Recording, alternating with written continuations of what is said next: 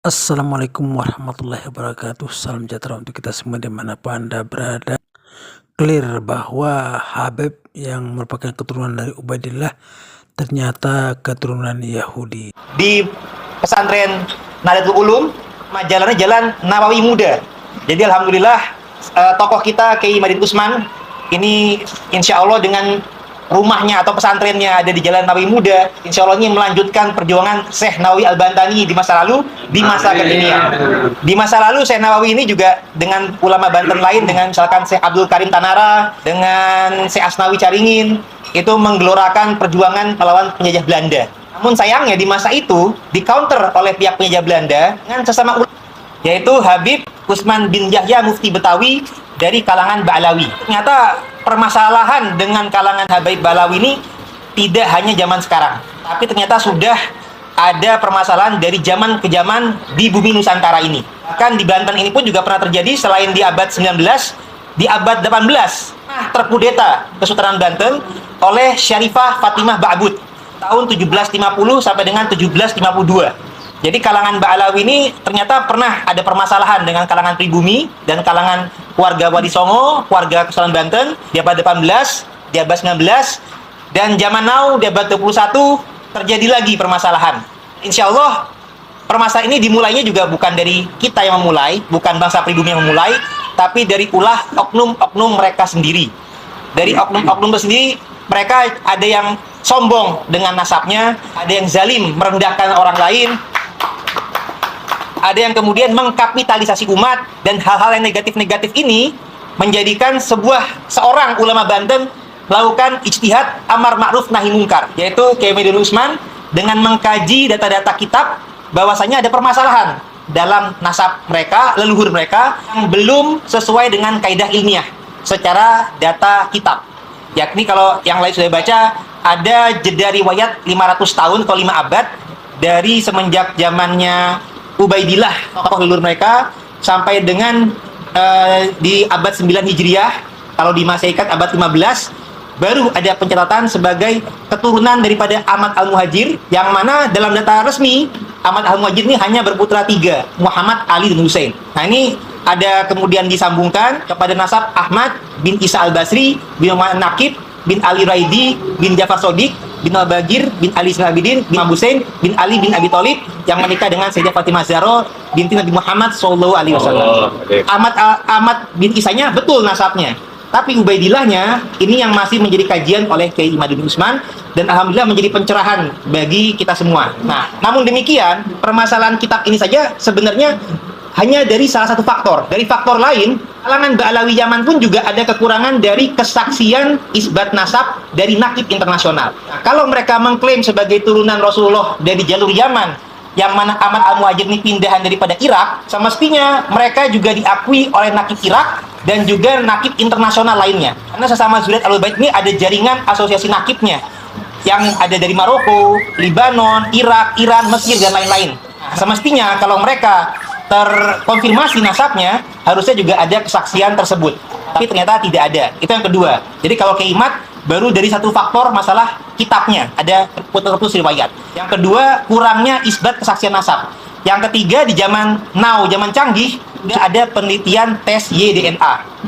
Jadi, apabila dalam data, kita misalkan ulama-ulama terdahulu itu, atau ulama internasional, mengedepankan husnuzon.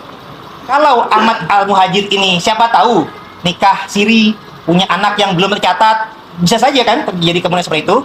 Maka kemudian haruslah dites DNA untuk membandingkan genetik daripada zuriat Nabi yang lain dengan zuriat Ba'alawi Yaman. Nah, ternyata meskipun di Indonesia ini Habib-Habib belum ada yang menyatakan sudah, tapi ternyata di kalangan internasional sudah ada kalangan Ba'alawi Yaman yang melakukan tes DNA. Dan ternyata, mohon maaf sekali, data genetik mereka tidak sinkron dengan data zuriat Nabi lainnya, karena kode haplogrupnya berbeda dan belum ditemukan juga SNP mutasi genetik baik ke Hasani maupun Husaini. Haplogrupnya yang terbukti tercover dengan Bani Hasim yang lain haruslah berhaplogrup J1. Nah, sedangkan haplogrup mereka adalah G.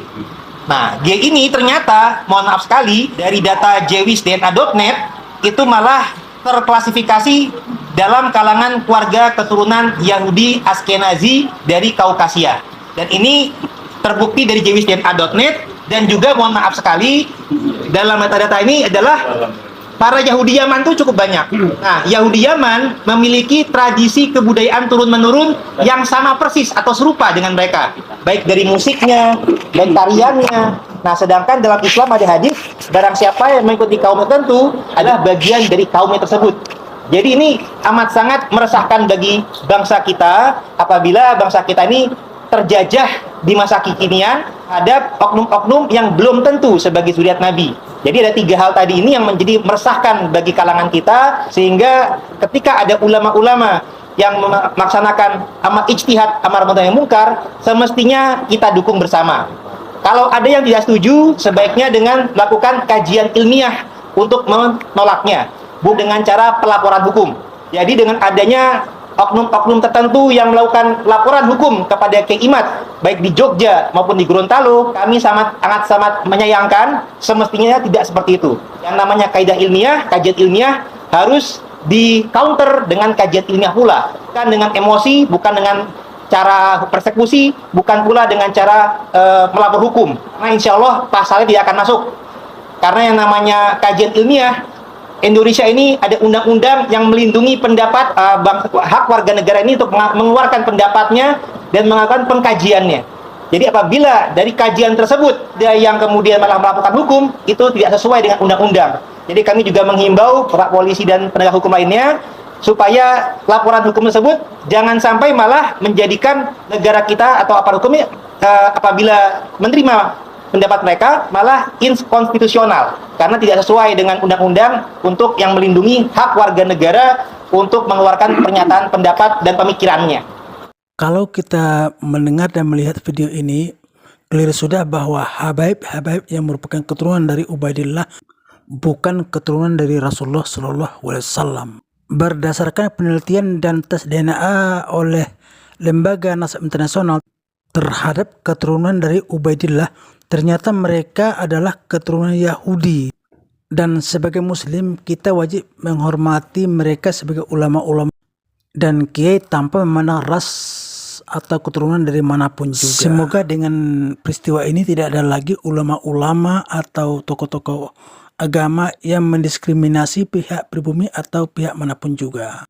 Semoga ulama-ulama Nusantara bersatu dan sepakat dalam menyelesaikan masalah ini demi amal ma'ruf nahi munkar dan NKRI. Bagi saya saudara yang baru bergabung di channel saya ini, jangan lupa di subscribe, like, share, dan komentarnya. Wassalam dari saya.